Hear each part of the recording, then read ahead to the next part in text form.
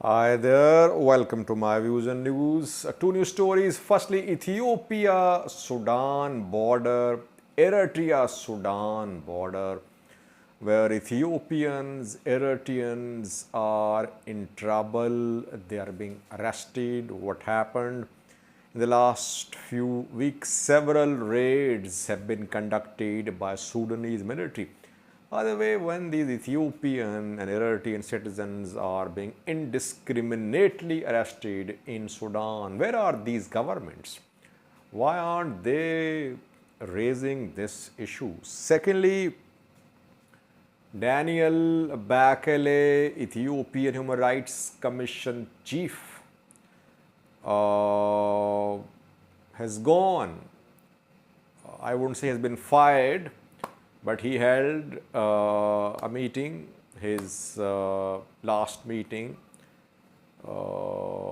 with the Speaker of House of People Representatives.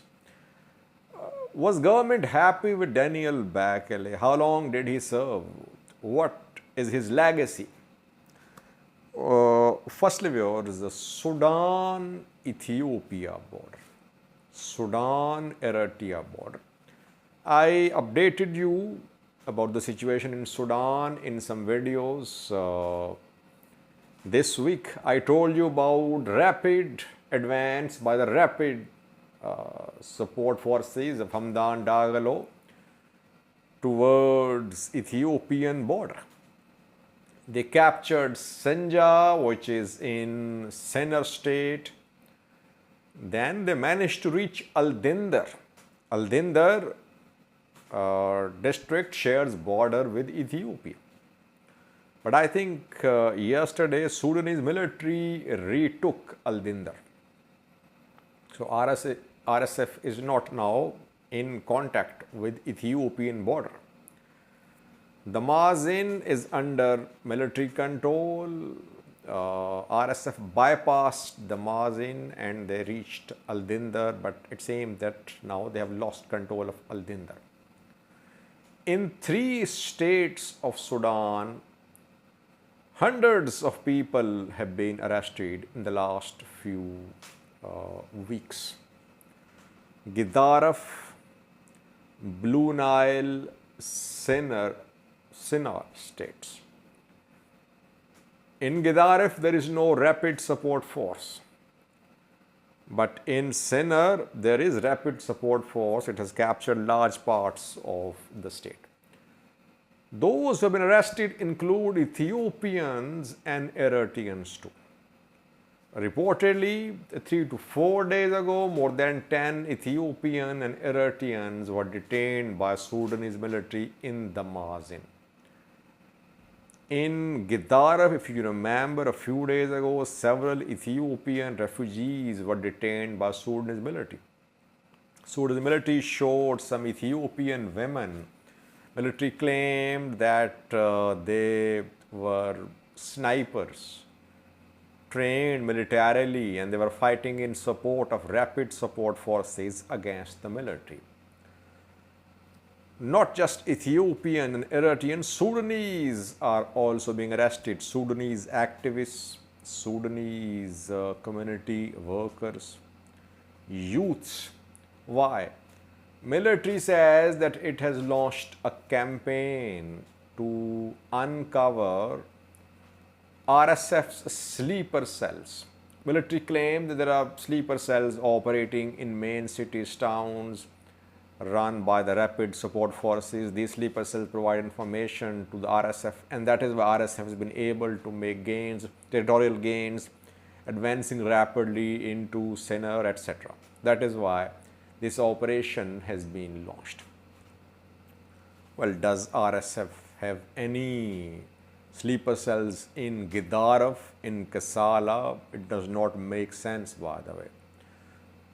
On the ground situation is that Sudanese military is suffering losses now. Territorial losses being suffered by Sudanese military. And I think yesterday in an attack by the RSF, Sudanese military suffered losses and they fled. The soldiers fled into South Sudan. and a military camp was captured by rapid support forces close to Sudan border, and Sudanese soldiers fled into South Sudan, where they were arrested obviously by South Sudan security forces. This is the situation, that RSF has managed to push Sudanese military out of Sudan in some areas on South Sudan border. On Ethiopia, Sudan, Eritrea, Sudan border, military still is in a better position. Why? Because local tribes are supporting military here. And RSF has not been able to enter Al-Gidaraf or Kasala. It has lost Dindar too. But the way RSF is advancing, it shows that it might reach Ethiopian Eritrean borders. Now, point is that Ethiopian government and Eritrean government should demand clarification from Sudanese authorities how many of their citizens have been arrested by Sudanese security forces.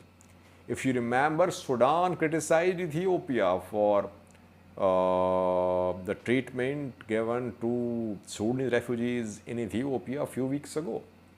When the Sudanese refugees came under attacks by an Amhara militia, Sudanese military raised this issue. Ethiopian government is silent while its people are being detained by the Sudanese military. Are they really supporting RSF? Does the military have any evidence to blame these Sudanese, to these Eritrean and Ethiopian refugees? It's not likely that Ethiopian and Eritrean governments would raise this issue, because when Ethiopians and Eritreans suffer abroad, generally the government just forget them. Let's hope that governments would speak. Secondly, was Daniel Bekele is gone, it seems. He was head of Ethiopian Human Rights Commission. People are saying he has been fired. He has not been fired. He has completed his term. He was appointed around 5 years ago as the head of Human Rights Commission of Ethiopia. The man worked in difficult circumstances. During Tigray war, he was accused of supporting government, supporting Amhara people, Amhara narratives, and TPLF, Tigray activists always accused him of being pro-Amhara. In the ongoing conflict in Amhara, Human Rights Commission of Ethiopia is issuing reports criticizing the government, and obviously government does not like what Human Rights Commission of Ethiopia is doing. So it seems there is no place for Daniel Bekele. By the way, if you remember, a few months ago, I told you about likely removal of Daniel Bekele. I mentioned two names in that video that some PP members were talking about removal of these two top men. One of them was Daniel Bekele, if you remember.